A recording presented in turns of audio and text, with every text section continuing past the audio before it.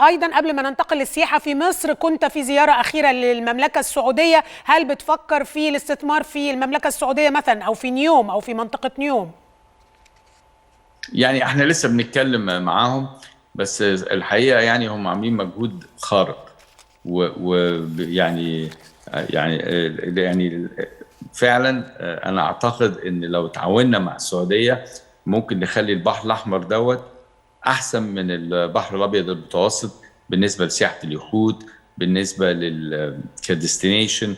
يعني مفيش اي سبب وجيه ان حد ياخد طيارة 10 ساعات عشان يروح المالديف ولا موريشيوس وهو عنده البحر الأحمر، لو اتحققت الخطط اللي هم بيتكلموا عليها، واحنا دخلنا برضو اننا ننمي المناطق اللي احنا عندنا. فهي دي بقى يعني هيبان دلوقتي مين اللي هينجح ومين اللي مش هينجح، ومين اللي هينجح قوي ومين اللي هينجح نص نص. انما انا متفائل جدا جدا لان هم عاملين خطة هايلة، وجايبين اعظم مهندسين معماريين في العالم.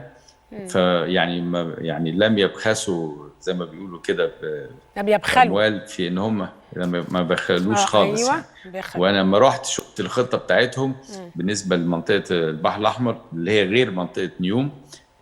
يعني وانا بقالي 32 سنه في الشغلانه دي ما لقيت لهمش غلطه، يعني كان نفسي الاقي حاجه عشان اقول لهم دي غلط ومش عارف ايه.